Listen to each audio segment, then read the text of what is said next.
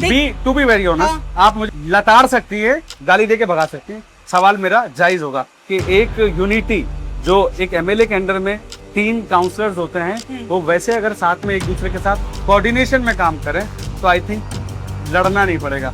देखिए इसको आप बैकग्राउंड को ध्यान में रखते हुए ना कह आई थिंक आप लड़ाई को थोड़ा गलत वे में समझ रहे हैं कि आप उस बारात घर में आपका वाकई में कितना हार्ड वर्क था। क्लियर हो गया? सिर्फ एक सवाल का जवाब दीजिए अगर दे सकती है तो, इसमें एमएलए का कितना हाथ था, क्या है उसका सिग्नेरिटी है कि नहीं? मैं आप भाई हैं हमारे। हाँ, तो ये हमारा पर्सनल रिलेशन है, इसमें हमारी नाराजगी हो सकती है, लेकिन एक एमएलए और एक काउंसलर के बीच में जो रसाकशी पब्लिक देखती है उसमें पब्लिक का नुकसान होता है। आप के इलाके में जनता ने मुझसे बोला कि हमें समझ नहीं आता कि पर्सनल इश्यूज दो लोगों के क्या हैं, काम हमारे नहीं होते। इस तरह का मैसेज पब्लिक में है। स्टूडियो वाले डिबेट करते हैं, हम ग्राउंड पे सच ढूंढते हैं। This is India first reports. क्या कहेंगे? कहिए जो गाली दीजिए।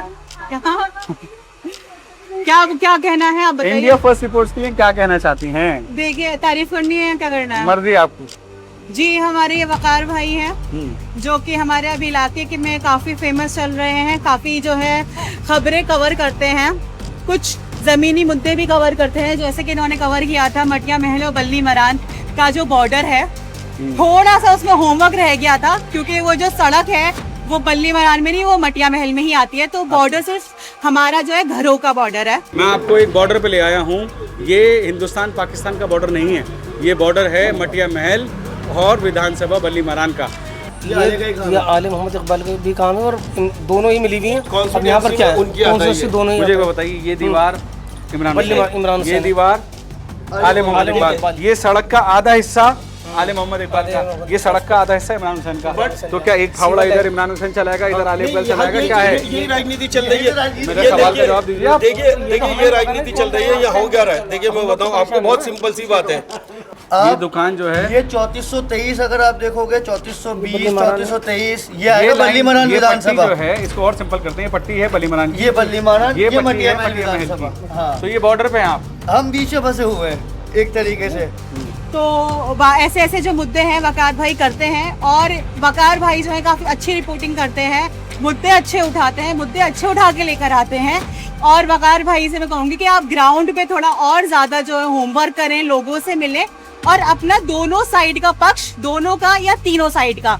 देखिए, एक होता है जिसके साथ बुरा हुआ, एक होता है जो जिसने बुरा करा, और तीसरा होता है सच।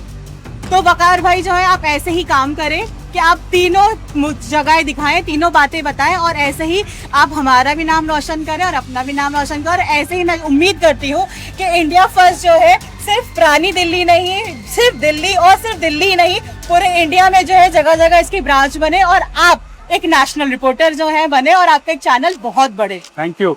एक बात राफिया आपने जो मुझसे कही ना, मैं हर एक बात से कुछ सीखने की कोशिश करता हूँ और हमेशा ये सोचता हूँ फीडबैक नेगेटिव हो या पॉजिटिव हो, फीडबैक इज फीडबैक और उसको बहुत पॉजिटिवली लेना चाहिए। कंस्ट्रक्टिव तो मैंने एग्जैक्टली देखिए, मैं मानता हूँ ये काम डीडीए का है, बट हमारी काउंसलर हैं वो राफिया माहिर, उनके फादर भी आते हैं, काम करते हैं वो लोग। अगर वो चाहें तो एक लेटर, अपनी रिकमेंडेशन लेटर लगा के कि जी आप ये काम करिए, मेरे एरिया में ऐसा हो रहा है, विधायक जी को भी इन्होंने दिया, आप प्लीज़ काम को देखिए आगे।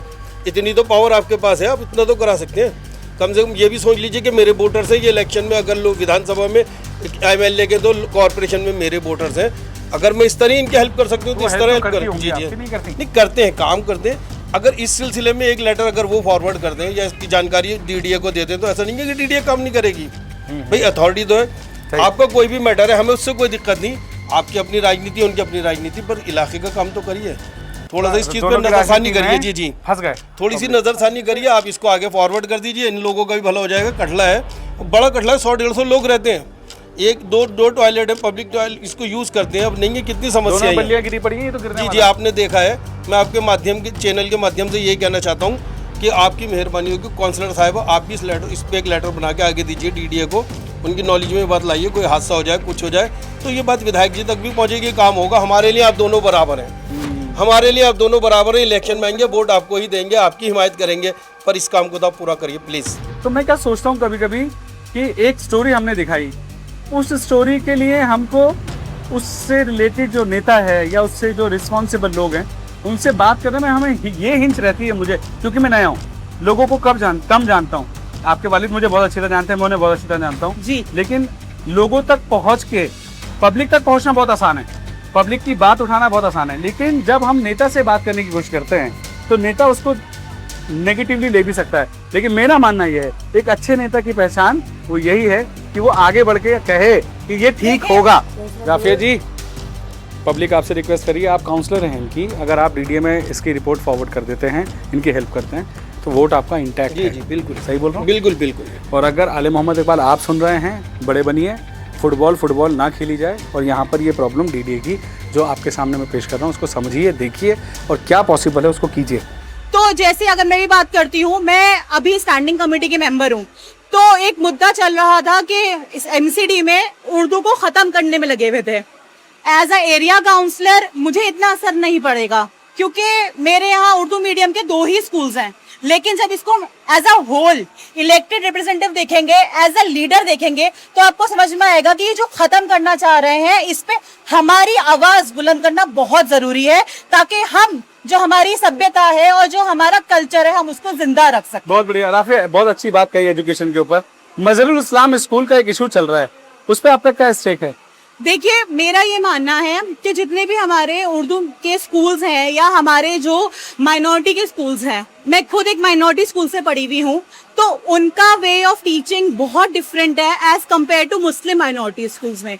तो मैं हमेशा यही उम्मीद करती हूँ, और काफी लोगों से मेरी इस बारे में बात हुई है, चाहे वो एंग्लोरबिक के प्रिंसिपल्स हों, जो मेरे में एंग्लोरबिक स्कूल ही आता है, तो उसी को देखते हुए मेरी उनसे बातचीत चलती रहती है कि हम उसको और बेटर कैसे कर सकते हैं। साथ ही जो मेरे इलाके में एमसीडी के स्कूल्स हैं, उसमें भी रेगुलर मेरी बात चलती रहती है कि वो कैसे बेहतर हो सके, कैसे हम उनका इंफ्रास्ट्रक्चर ठीक बात कर सके। करके जो आउटकम होता है बातों का, उसका इम्प्लीमेंटेशन और उसका रेजोल्यूशन या उसका हो जाना, कंप्लीट हो जाना, ये इतना बड़ा गैप क्यों आ जाता है? देखिए, मैं मानती हूँ कि सरकार सरक के चलती है, तो क्योंकि काफी सारा पेपर वर्क होता है, काफी सारी परमिशंस होती हैं, काफी सारी चीजें होती हैं। जैसे अगर मैं बात करूँ, मेरा शाहगंज का बारात घर है एमसीडी का, पिछले 3 साल से, मैं अगर मजाक में बोलूं, उसमें तो बहुत कंट्रोवर्सी हुई है। उसमें अगर मैं मजाक में बोलूं, मैंने कम से कम 10 चप्पलें घिस दी हैं अपनी, कि मेरा जो जहाँ से मैं चप्पल लेती हूँ ना, वही मुझसे बोलते हैं, मैडम आपकी हर महीने दूसरी नई चप्पल आ जाती है, इतना कहाँ घूमते हो।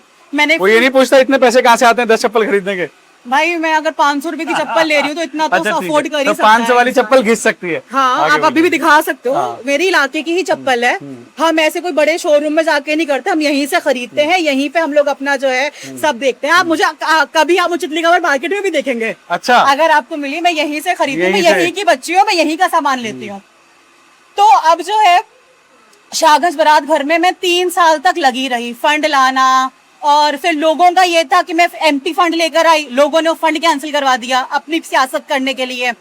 फिर उसका नक्शा मैंने खुद बैठ के नक्शा बनाया कि नहीं, हमारा जो है मुसलमान घराना है, हमारा पूरा मुसलमानी एरिया है, तो मुझे वैसा चाहिए कि औरतों का सेक्शन अलग हो, औरतों के सेक्शन में ये चीजें हो, आदमियों के सेक्शन में ये चीजें हो।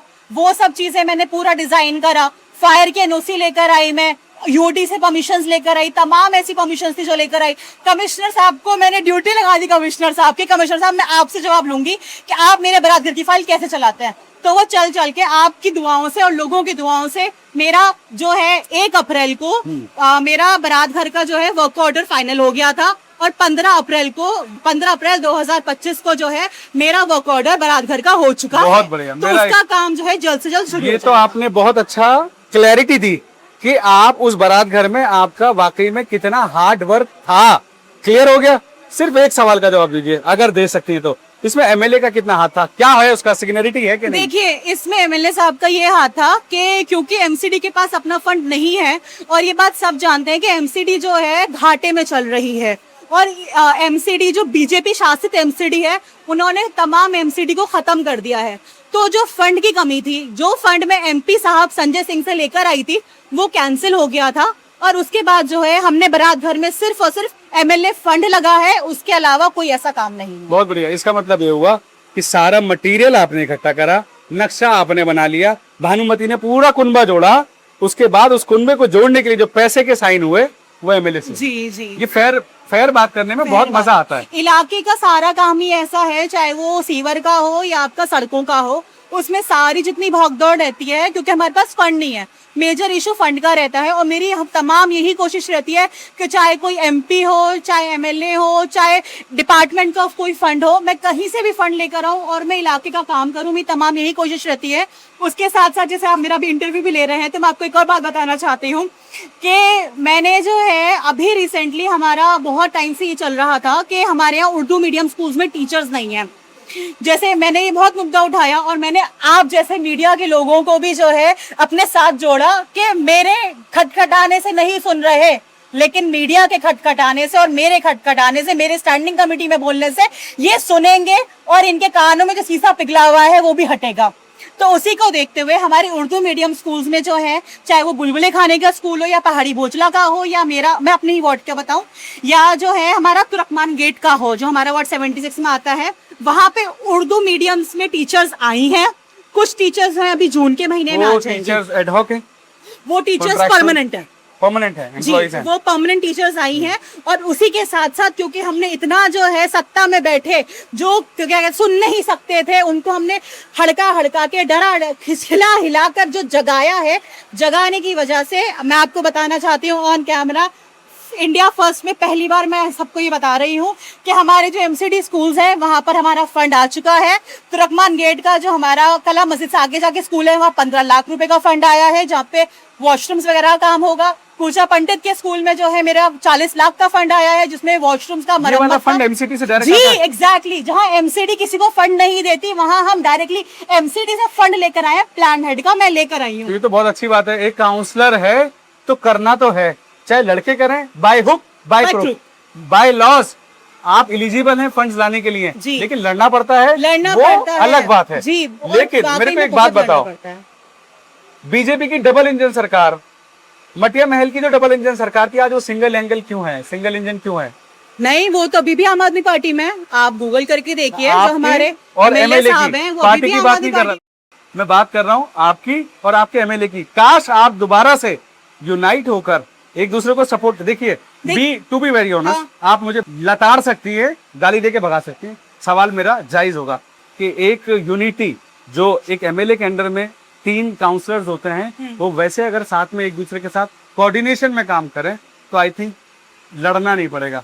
देखिए इसको आप बैकग्राउंड को ध्यान में रखते हुए ना कह के आई थिंक आप लड़ाई को थोड़ा गलत वे में समझ रहे हैं। मैं नहीं पता, पब्लिक समझती है। लड़ाई में किसी से जातिगत या अपना पर्सनल लड़ाई में किसी से नहीं रखती।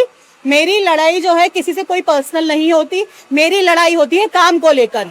अगर आप मेरे काम में अड़ंगे लगाएंगे, अगर आप मेरे काम को रोकेंगे, तो मैं आपसे जो है काम निकलवाने के लिए मैं कुछ भी कर सकती हूँ। और उसी लिए जो है स्टैंडिंग कमेटी में मैंने बार बार ऐसे मुद्दे उठाए इलाके को लेकर के। देखिए, मेरा कोई पर्सनल काम नहीं है, मेरा ये जो है ऐसा नहीं है मैं अपना घर का काम करा रही हूँ। मेरे खुद के स्कूल में टीचर्स नहीं आ रही हैं, मेरे खुद का स्कूल ठीक नहीं हो रहा है, मेरी खुद की डिस्पेंसरी में दवाइयां नहीं आ रही हैं, लेकिन जिन स्कूल डिस्पेंसरी से स्कूल से लोगों को फायदा हो रहा है, उन लोगों का जिन्होंने मुझे जिताया, जिन्होंने मुझे इस लायक बनाया कि मैं उनकी आवाज बन सकूं, तो मैं अपना जो काम, उन्होंने जो जिम्मेदारी दी है वो बखूबी निभाऊंगी। तो मैं यही करती हूँ। मेरे अगर किसी से भी अगर किसी को ऐसा लगता है कि मेरी उनसे कोई पर्सनल लड़ाई है, तो मेरी किसी से पर्सनल लड़ाई नहीं है। आप मुझे काम करने दें, और आपको अगर हम कोई आपको बोलते हैं तुम्हारी मेरी लड़ाई है, मैं आप भाई हैं हमारे, हाँ, तो ये हमारा पर्सनल रिलेशन है, इसमें हमारी नाराजगी हो सकती है जी। लेकिन एक एमएलए और एक काउंसलर के बीच में जो रसाकशी पब्लिक देखती है, उसमें पब्लिक का नुकसान होता है। देखिए, ऐसा तो मुझे नहीं लगता कि मैं ऐसे कोई पर्सनल लड़ाई या दुश्मनी रखती हूँ। मैं कोई पर्सनली लड़ाई दुश्मनी नहीं रखती। आपको लगता है कि ऑफिशियली अगर आप लोग कनेक्ट हो जाए तो मुझे अच्छा हो सकता है पब्लिक के लिए? कुछ चीजें ऐसी नजर आई, तो इसलिए मुझे ऐसा तो कुछ दिखा नहीं है कि पर्सनली कोई लड़ाई वड़ाई रखने का फायदा नहीं है। और ये जनता का काम है, जनता ने हमें जिताया है। जनता ने मुझसे पूछा, आपके इलाके में जनता ने मुझसे बोला कि हमें समझ नहीं आता कि पर्सनल इश्यूज 2 लोगों के क्या हैं, काम हमारे नहीं होते। इस तरह का मैसेज पब्लिक में है। राफिया माहिर को जिस टाइम हमारे साहब ने जितवाया, उन्होंने कहा कि एक काउंसलर रखो और एक ही वो रखो हमारा काउंसलर, तो हमने उनके काउंसलर को जितवाया। इससे बढ़िया तो हमारे पुराने काउंसलर थे जो एक आवाज में सफाई करवा दिया करते सब कुछ। राकेश कुमार दो बार के वो रहे काउंसलर, वो बहुत अच्छा काम कराते थे। उससे पहले जाडो थे, उन्होंने भी बहुत अच्छा काम करा। उनसे पहले अशोक जैन थे, सबने बेहतरीन काम कराते थे बेहतरीन काम कराते थे। राकेश कुमार बेहतरीन काम कराते थे। ये प्रॉब्लम वो कहते हैं कि ये हमारे नहीं है और हम तो सिर्फ बाहर का कराए थे। हमारा तो नाली हो सकता है कुछ आपसी मतभेद हो सकते हैं, लेकिन एक वर्क एंड प्रोग्रेस अगर आप नहीं कर रहे हैं तो इलेक्शन में आपको नुकसान है उस चीज़ का। Thank you. तो बहुत अच्छी कॉन्वर्जेशन अभी राफिया माहिर के साथ मेरी हुई। आपने सुना, सारी बातें जानी भी, और कॉन्फ्लिक्ट के बारे में भी कि ऐसा कुछ उनको लगता नहीं। लेकिन सच यही है कि जब डबल इंजन की काम होते हैं तो काम भी जल्दी होते हैं और रास्ते भी जल्दी निकलते हैं। कैमरामैन मोहम्मद इकबाल के साथ मैं वकार अहमद, इंडिया फर्स्ट रिपोर्ट।